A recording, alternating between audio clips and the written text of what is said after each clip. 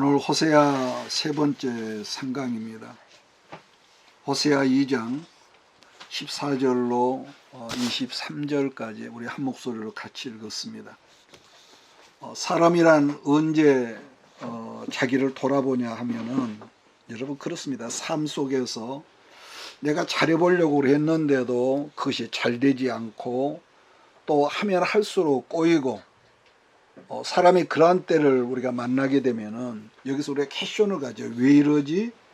그러면서 비로소 자기 자신을 살피게 된다는 거죠. 그래서 오늘 본문을 보면은 왜 안 되냐 하면은 그 말씀이 2장 8절로 9절이거든요.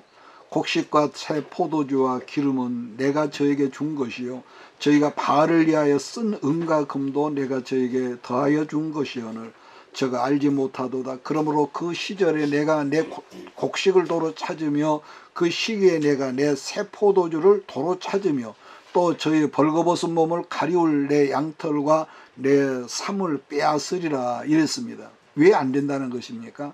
하나님께서 의도적으로 자기 백성을 안 되게 하셨다는 말입니다. 자, 그러면서 10절 말씀을 보면은 아수르 나라의 포로로 잡혀가게 하겠다는 암시를 하시죠. 그 다음에 11절을 보면은 하나님께로 나가는 영적인 절기를 아예 폐하여 없애버리겠다는 언급을 합니다. 여러분, 하나님의 사람이란 그 사람의 설령 아무리 타락하고 변절됐다 할지라도 어느 순간에 은혜를 받으면 다시 살아나는 그런 구조거든요. 자, 그런데 지금 하나님은 은혜를 받아 살아날 가능성이 아예 없어지도록 안식일이나 모든 절기들을 이스라엘 가운데서 없어지게 해서 그 어떤 은혜라도 들어갈 틈이 없어지게 하겠다는 이 아주 무서운 말씀을 하십니다. 우리식으로 표현한다면은 그래 네가 나를 버리고 바알을 좋아하고 섬기던 세월만큼 네가 원하는 대로 살면서 고생 좀 해봐라. 뭐 그런 뜻이 10절 속에 들어 있습니다. 자, 그랬었던 하나님이 호세아 2장 14절부터 말하기를 오늘 여러분 제목이 그날이라는 여러분 제목인데 오늘 제목처럼 그날이라는 말을 반복하고 있다는 거죠. 그러면은 왜 하나님께서 그날이란 말을 반복했냐 한다면은 뭔가 큰 중요한 일이 있다는 것을 암시하는 어떤 사인 아니겠습니까? 그러니까 미리 제가 말하면은 회복하는 날을 이스라엘이 안 되었었는데 그동안에 이제는 너희를 회복하는 것을 나 여호와가 주시겠다. 그런 의미입니다. 먼저 그동안에 하나님께 주셨던 모든 것들을 빼앗아가게 하시고 또 자기 백성들을 포로로 잡혀가게 하시고 그 옛날 너희들 조상들이 노예로 잡혀있을 때처럼 그러한 자를 주시겠다는 말씀이고 또 너 하고 싶은 대로 너 마음대로 수많은 세월들을 하나님 없이 한번 살아보라는 어떤 징벌적인 그런 말씀이었거든요. 자, 그런데 1장과 2장 1절로 우리가 3절까지 해서 보면은 그처럼 무섭게 자기 백성을 닥달하고 하셨던 하나님이 오늘 14절부터는 무슨 말씀을 하시냐면은 너희에게 회복의 날을 주시겠다는 이제 새로운 사인이라는 거죠.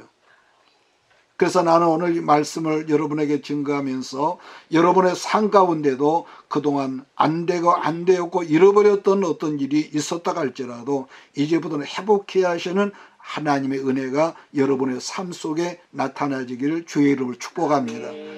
회복해 하신다는 것을 전제하여 우리가 14절을 보겠는데 제가 개역성경으로 읽겠습니다. 그러므로 내가 저를 계유하여 거친 들로 데리고 가서 말로 위로하고 그랬습니다.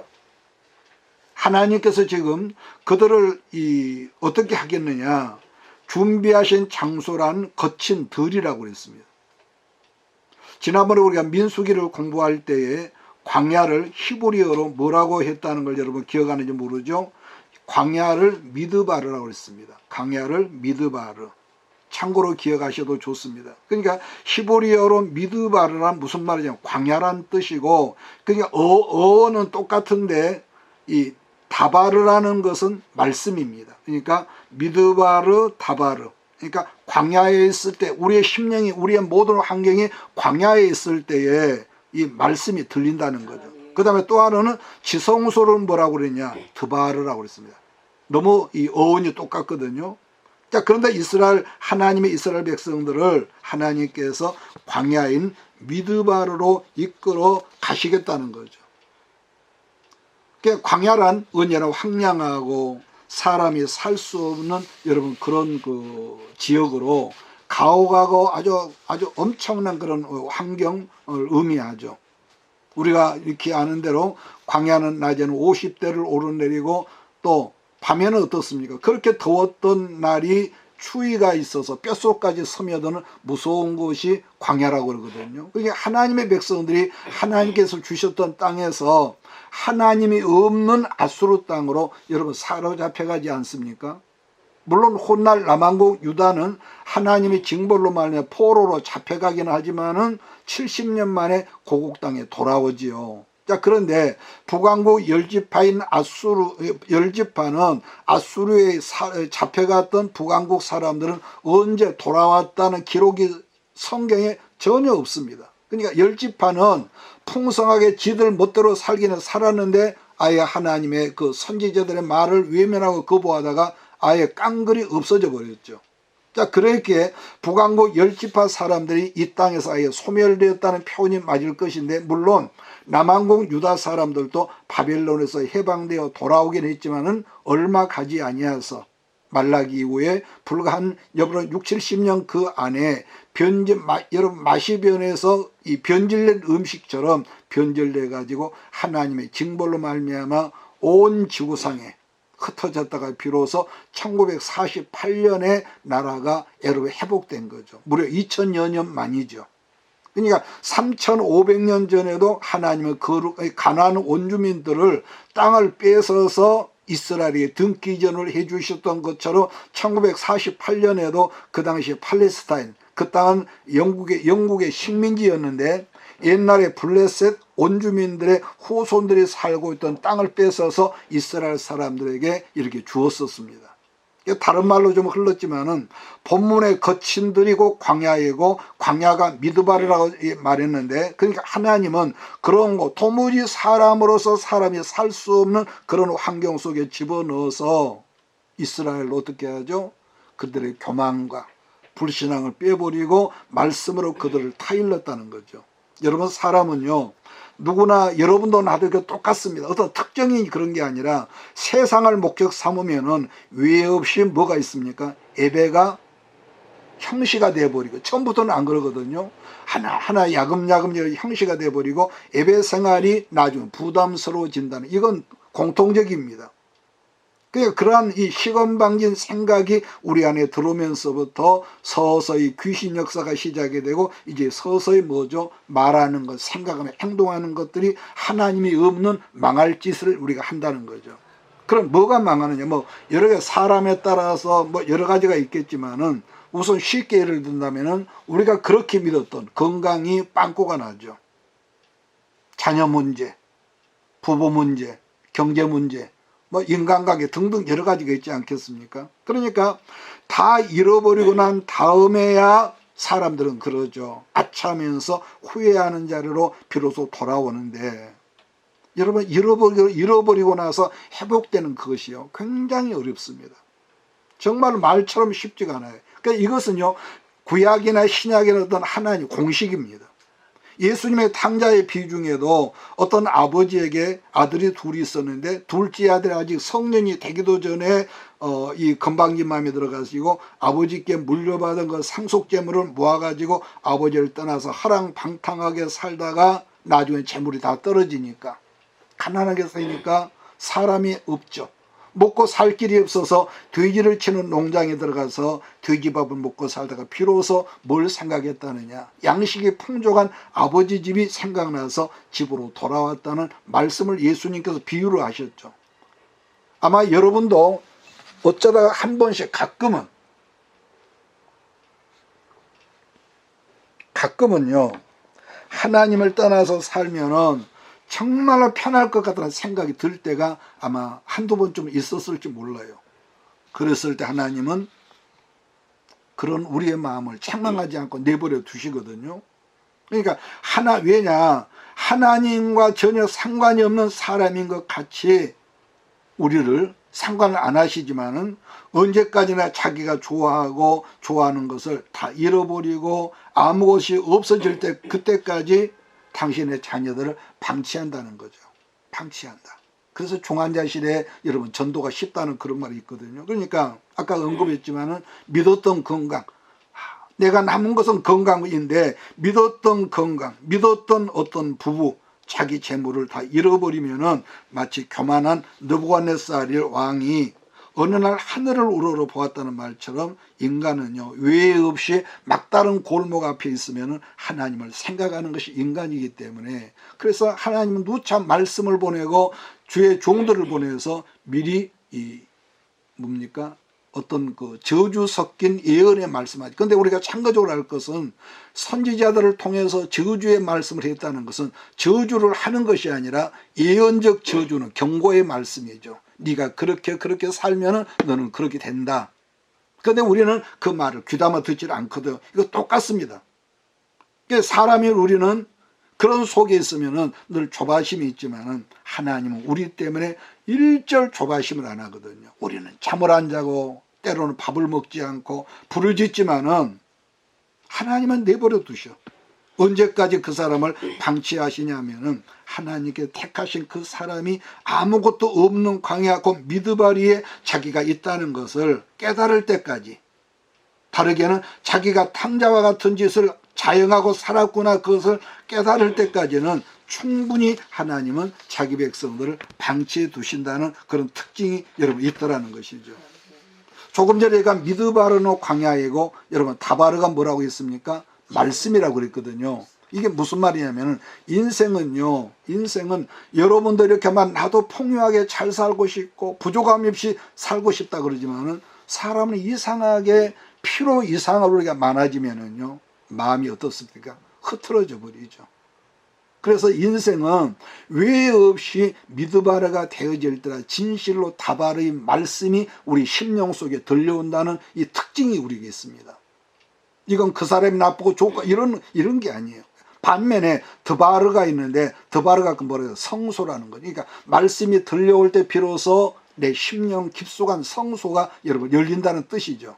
따라서 광야란 말씀이 들려오는 단계인데 거기에서 말씀하기를 종아 내 종아 네가 이렇게 어떻게 이렇게 왜 이렇게 된 줄 아니? 그러면서 네가 나를 떠나 있었기 때문이란다고 말씀한다는 것입니다. 여러분 그렇습니다. 사람은 누구나 하나님의 말씀이 들려올 때라만이 자기가 가고자 했던 길에서 돌아설 줄 알고 여러분 멈출 줄 안다는 거죠. 자, 2장 14절로 15절 말씀을 우리 함께 읽겠습니다. 시작. 그러므로 보라 내가 그를 타일로 급진들로 데리고 가서 말로 이도하고 거기서 비로소 그의 포도원을 그에게 주고 아골골짜기로 소망의 문을 삼아주니 그가 거기서 응대하기를 어렸을 때 애굽 땅에서 올라오던 날과 같이 하리라. 여러분 그렇기 때문에 누구라도 사람은 은혜가 어디서부터 생기냐 한다면요 미드바르인 광야를 체험하면서부터 그걸 빨리 체험하고 빨리 깨달으면 그게 빨리 끝나는데 내가 옳다고 하는 사람 그것이 오래가죠. 아주 오래가죠. 그러니까 만약에 미드바르에 있는 그 상태로 하나님께서 여러분과 나를 내버려 그대로 내비둔다면은 아마 하나님과 우리 관계는 영원히 끝나버릴 거예요. 그러나 하나님은 미드바르에 있는 광야에 우리가 있을 때에 우리가 꺾이고 눌리고 그래서 마침내 이런 배추가 김장돼 소금 먹으면은 여러분 축 늘어진 것처럼 그랬을 때 하나님은 비로소 그 사람을 찾아가셔서 사랑하는 내 종아 이러면서 말씀할 때 우리가 비로소 귀를 기울인다는 거예요. 14절 보면은 거기서 비로소 그의 포도원을 그에게, 그러니까 하나님의 어떤 은혜가 회복될 때 비로소 그의 포도원을 그에게 주고 골짜기로 물어갑니다. 소망의 문을 삼아 주고 주리니 그랬거든요. 자, 그랬는데 여기에서 포도원이라는 말은 뭘 말입니까? 이스라엘 나라를 상징하는 말이죠.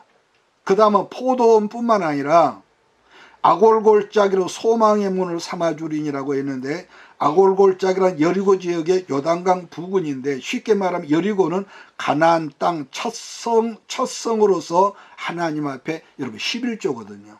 11조이기 때문에 거기서 얻어진 첫 번째 얻어진 모든 것은 하나님께 드리라. 욕심 부리지 말라고 그랬거든요. 그랬었는데 유다지파 아간이라는 사람이 하나님의 그 첫 것을 욕심을 냈죠. 탐욕이 생겼죠. 그래서 첫 것을 여리고성에서 얻어진 첫 것을 11조를 욕심 부리는 그것 때문에 이스라엘이 그 뒤로 아이성 전투에서 36명이 여러분 떼죽음을 당했단 말이에요. 그러면은 하나님의 택하신 백성이 왜 그러느냐 그러지 않겠습니까? 여러분 이것은요, 어느 때나 하나님은 우리들이 죄 가운데 빠져 있으면은요 이게 있습니다. 마음이 첫째는 강팍해지죠. 싸나워지죠. 뭘 말해요? 은혜를 거두어 가십니다. 온 이스라엘이 아이성 전투에서 피해하고 울고불고 야단났을 때 하나님은 말씀하시기를 너희 중에 내 것을 도둑질한 사람이 있다고 말씀해 주셨는데 그 사람이 찾아보니까 아간이라는 사람이었다는 거죠. 범죄한 한 사람 아간을 사형시켰던 그 현장 골짜기가 어디라는 거예요? 아골 골짜기고 저주의 골짜기라는데 아골이라는 말은 우리말로 괴롭히다는 그런 의미죠. 그래서 하나님께서 이스라엘의 죄 문제를 해결하고 나니까 어떠죠? 다시 은혜를 주시면서 아이성을 점령할 전략을 주셨고 그래서 말씀대로 승리하게 됩니다. 그 환란을 당했던 아골 골짜기가 미드바라고 동이어라는 것을 여러분 참고하시길 바라요. 물론 여호수아에서 언급한 아골 골짜기가 아니라 그들이 괴로움을 당하고 있는 그 자리 그 현장 환경이 미드바르 곧 아골 골짜기라는 것이죠. 하나님의 사람이 하나님을 떠나서 말씀을 떠나 살다가 이리로 저리로 세상에서 처음이야 여러분 얼마나 재밌겠습니까? 그런데 가다가 부대끼고 자빠졌던 길고 긴 아픔으로 힘들었던 세월이 아골골짜기고 미드바르란 말씀인데 이제는 그 환란을 당했던 아골골짜기 어떻게 된다는 거예요? 소망의 문이 되겠다는 이 말씀을 하시더라는 것인데 그 옛날 이스라엘 조상들이 애굽의 종살이에서 나올 때에 여러분 그들이 어디로 인도받습니까? 짧은 길 11일이면 갈 수 있는 길이 아니라 하나님은 돌쳐서 여러분 홍해길 어떻게 나갈 수 있는 그 길로 들어가게 하죠. 그랬는데 뜻밖의 하나님께서 개입하셔서 홍해바다의 길을 여시고 그 없었던 길로 이스라엘이 여러분 건넜고 그들을 뒤따라 이 애국 군대가 수장을 당했을 때 모세의 노래를 불렀던 것 같이 큰 기쁨으로 하나님을 찬양하게 해주겠다는 약속이고 이제 그날의 시작이라는 의미이죠. 16절을 얘가 있습니다.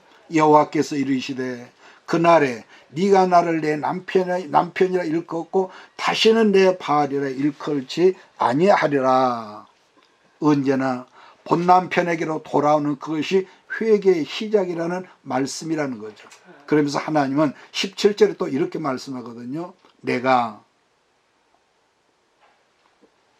바알의 이름을 그 입에서 제거하여 다시는 그의 이름을 기억하게 부르는 일이 없게 하리라 그랬습니다. 그 사람이 여러분 그래서 인간관계를 해도요. 평소에 그 사람을 만나서 여러분 한 10분만 얘기를 해보면은 평소에 하는 말을 들어보면은요. 그 사람이 생각을 점칠 수가 있습니다. 왜냐? 그 사람의 마음의 생각에서 그 말이 나온단 말이에요. 어떤 사람은 입만 열면 돈 얘기하는 사람이 있습니다. 이건 뭐죠? 항상 돈만 생각하고 있다는 증거고 어떤 사람은 입만 열면 성경 이야기, 교회 이야기를 하는 사람 평소에 뭐죠? 말씀을 항상 생각하면서 살고 있다는 여러분 증거 아니겠습니까? 타락한 이스라엘이 그랬다는 거예요. 입만 열면 습관을 따라서 자기 새로운 세컨드 바알을 말을 했었다는 겁니다. 근데 여기서 여러분 참고적으로 가끔 성경을 읽다 보면은 바알보울이라는 말이 여러분 기억날 거예요. 바알보울. 그러면 이것은 바알에 다른 귀신이 있다는 의미가 아니라 바알의 신전이 있었던 동네 이름이 보울이니까 바알보울을 했다는 거죠. 바알보울. 참고적으로 사무엘 선지자의 고향이 여러분 나요시였습니다. 나마라요. 그래서 나마나요시라는 것은 선지 학교가 여러분 남아에 있었다. 나요. 이래서 이걸 여러분 참고하시라 일부러 제가 말씀합니다. 그러니까 바알 그런데 이 희한하고 기가 막힌 것은 바알 신전에도 제사를 드리는 순서가 있을 거 아닙니까? 먼저는 또 이게 있습니다. 바알 신전이나 이방 신전의 이 사제들은 전부 여성들이라는 거. 그래서 모든 이스라엘 그 타락한 남자들이 바알 신당에 들어가서 이 사제들과 더불어서 이 제사를 지내고 나서 2부 순서로는 아주 진탕나게 술을 퍼마시는 겁니다. 남자 사람들이. 그 다음에 문제는 세 번째가 문제인데, 세 번째 순서로는 호세아 4장 18절에서 말씀한 것처럼 이름하여 섹스 파티를 한다는 거예요. 기가 막히죠. 이것이 여러분 하나님을 떠난 사람들의 공통적인 겁니다.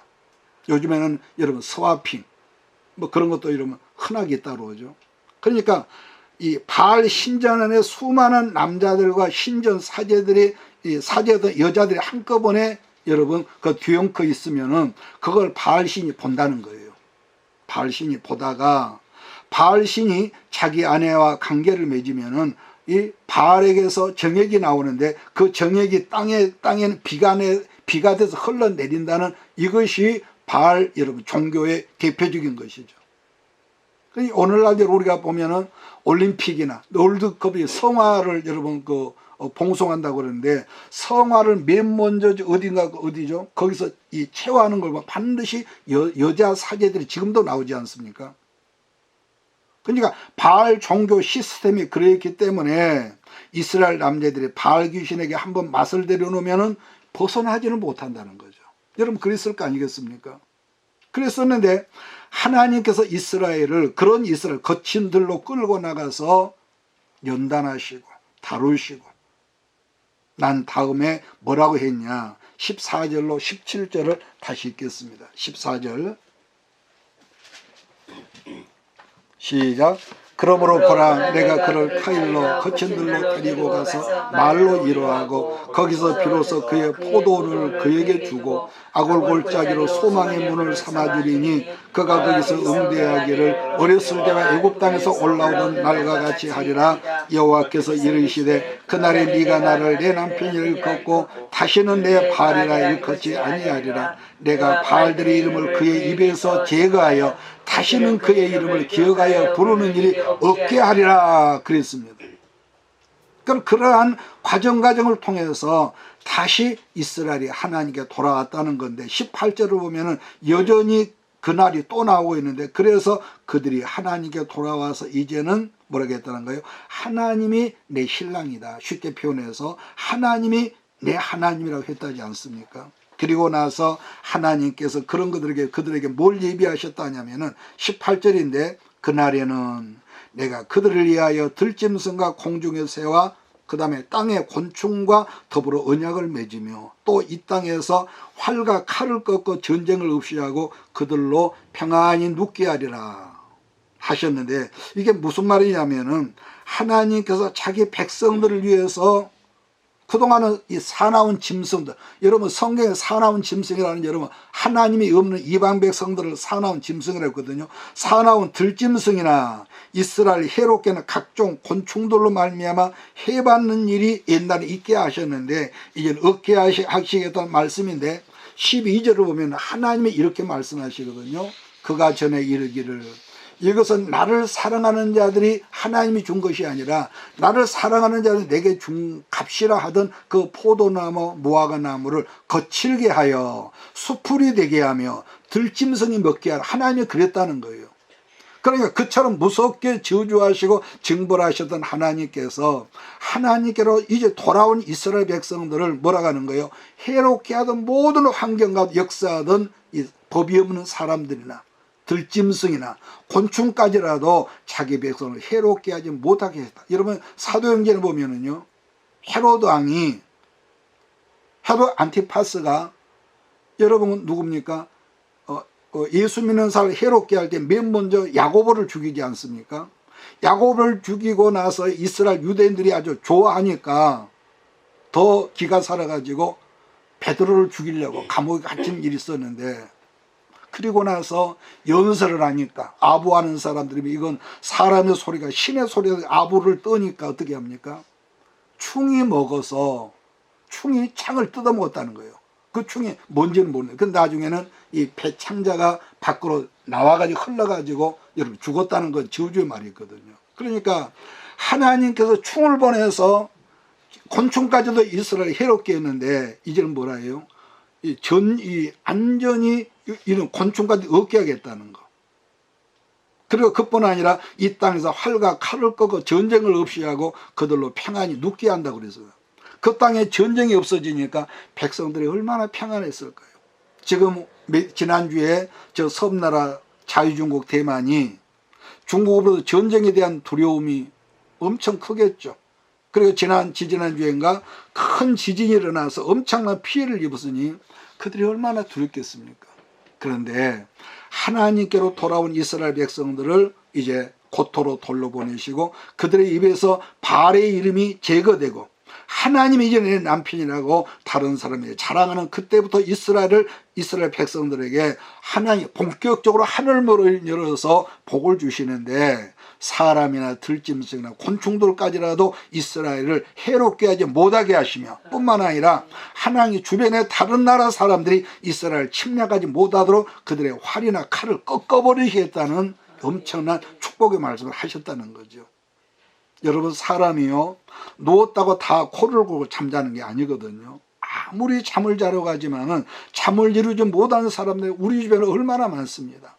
옛날에는 우리가 돈만 있으면 된다고 했는데 돈이 있어도 잠을 못 자고요. 돈 있고 보니까 못 진지다고 아편 먹고. 여러분 그런다잖아요. 자, 19절 20절 같이 읽습니다. 시작. 내가 네게 장가들어 영원히 살되 공의와 정의와 은총과 긍휼이 여김으로 네게 장가들며 진실함으로 네게 장가들리니 네가 여호와로 알라. 이런 본문 말씀을 보면 하나님께 이스라엘 장가를 들어 그랬는데 영원히 살되 하면서 5가지를 여기서 말씀합니다.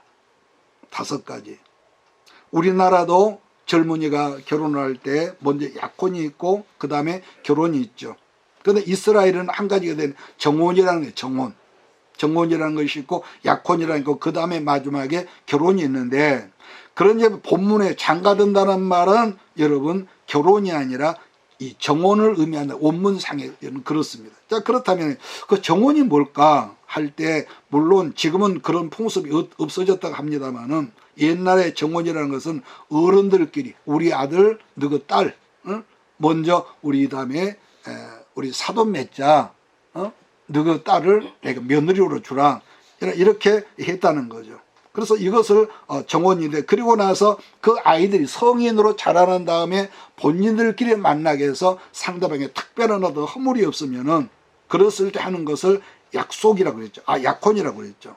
그 다음에 3번째가 결혼인데, 결혼을 하기 전에 그러니까 하기 전에 약혼을 하고 나서 이스라엘은요 모든 이 약혼한 남자 집안에서 여자 집안에 지참금을 여러분 준다고 그러거든요. 주는데 그러면 그때부터 동거는 부부처럼 하지는 않지만은 법적으로는 정상적으로 부부 상태가 여러분 되는데, 대략 그 준비하는 기간이 1년 정도래요. 그러니까 신랑 되는 사람이 결혼 준비를 하는데 그동안 함께 살 수 있는 이 집을 한다는데, 그래 이렇게 해서 1년여 만에 이 혼인 준비가 끝나면 비로소 여러분 결혼 혼인 예식을 여러분 한다는 거죠.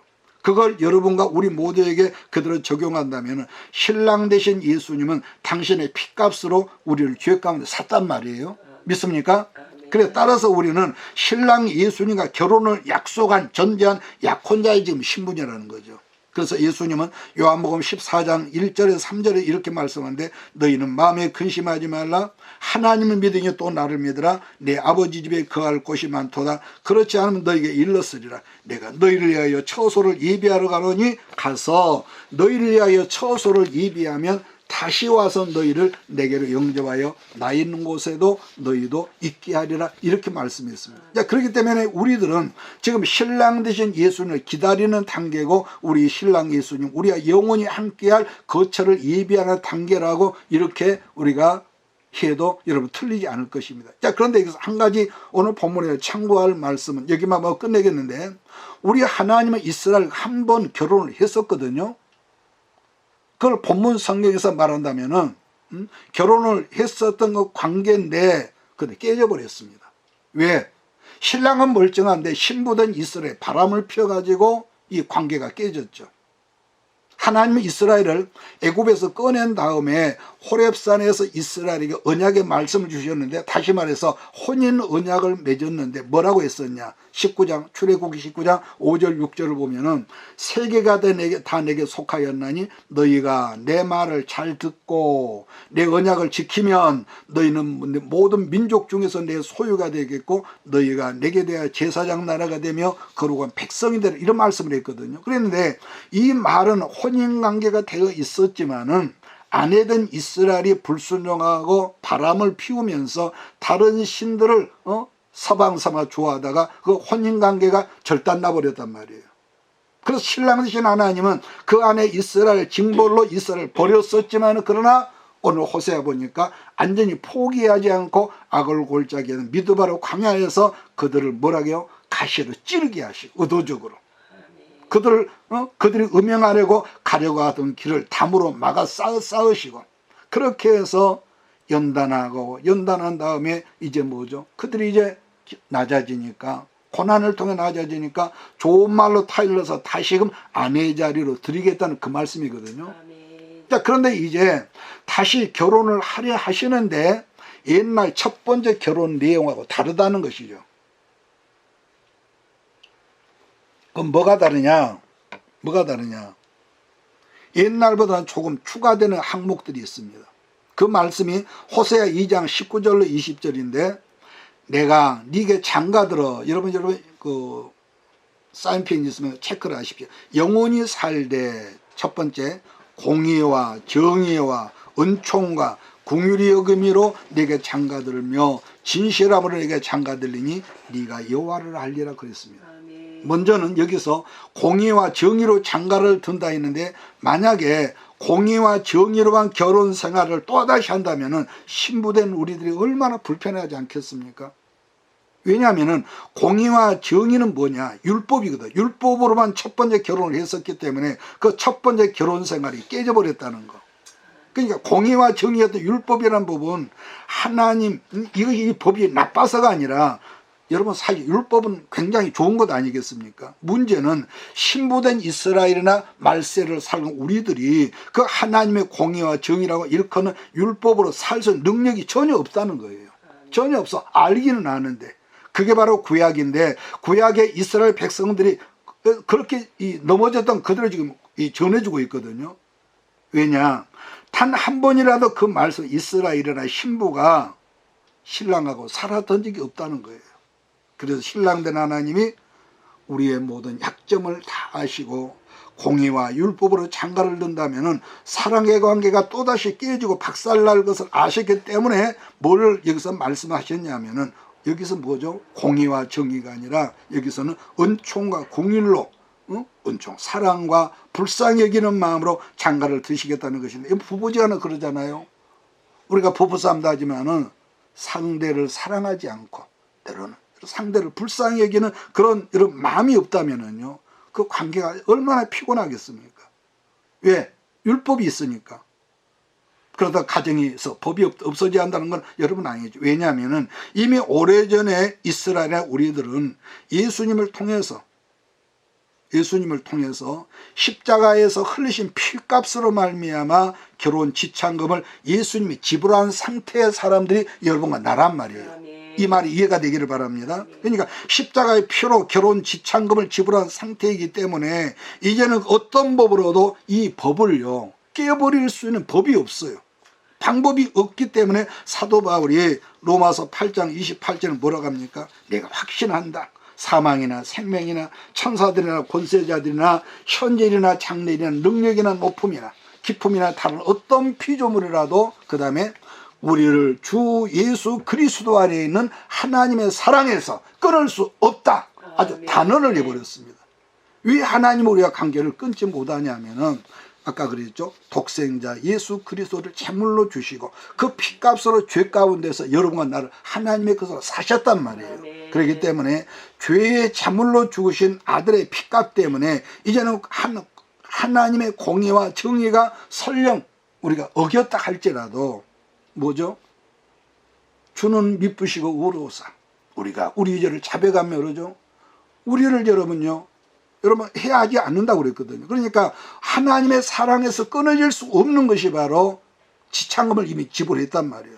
그 다음은 진실함으로 장가들겠다 말씀했는데 연이어 그러한 하나님을 네가 알리라고 그랬습니다. 근데 여기서 네가 알리라고 했다는 말은 우리가 공부해서 지식으로 안다는 말이 아니라 살면서 자꾸 체험하고 체득해서 안다는 그런 의미거든요. 그러면서 21절 22절 그래서 말씀하는데 여기 있고 오늘 시간 끝내겠습니다. 시작. 여호와께서 이르시되 그날에 내가 응답하리라. 나는 하늘에 응답하고 하늘은 땅에 응답하고 땅은 곡식과 포도주와 기름에 응답하고 또 이것들을 이스라엘에 응답하리라. 하나님께서 그날에 우리를 완전히 회복시켜 준다. 그러면 끝으로 마지막으로 하나님께 그날에 응답해 주시게 되는데 그 응답의 전제가 뭐냐? 전제가 뭐냐면은 여러분 우리가 삶 속에 땀 흘려 일하지만은 우리의 기도 생활이라는 거죠. 이게 전제입니다. 옛날 미드르바 광야 생활에서는 여러분 사실 죽으라고 부르짖어도 밤잠을 자지 않냐고 음식을 먹지 않고 부르짖어도 응답의 인색하신 하나님이었는데 그러니까 광야 당에 꿈을 꾸어도 개꿈만 꾸지 정말 응답 있는 꿈은 여러분 꾸어지지 않았거든요. 왜냐? 겉으로 내가 예수의 신부라고 했지만 그 말씀의 언약을 내가 벗어나 살고 있었기 때문에 하나님은 응답하실 수 없었다는 거죠. 그랬었는데 그날에는 이제는 뭘 주시겠다 하나님이 오늘 본문에 호언을 하시냐면은 내가 네게 응답하겠다. 내가 네게 응답하겠다. 네가 기도해라. 그러니까 전날에는 아까 그랬죠.